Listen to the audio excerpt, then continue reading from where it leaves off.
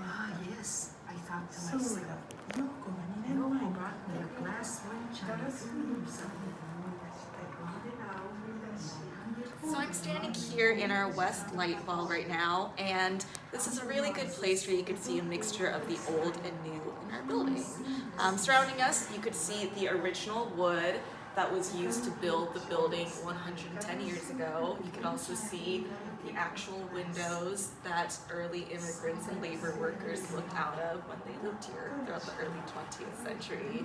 But when you look down, you can see new floors we've added in, and when you look up, you could see the letter cloud. This is an art installation that was put in by two artists when we moved in about a decade ago.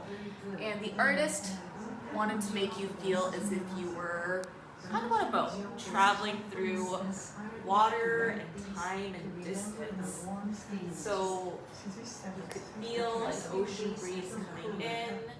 When it gets really quiet, you could hear waves crashing around you, and you could also see the sky and these clouds that the artist recreated with the pieces of paper hanging above your head.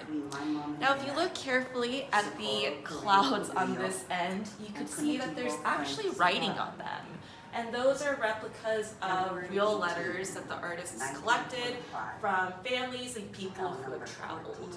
And around the letters, you could hear audio of them being read out loud.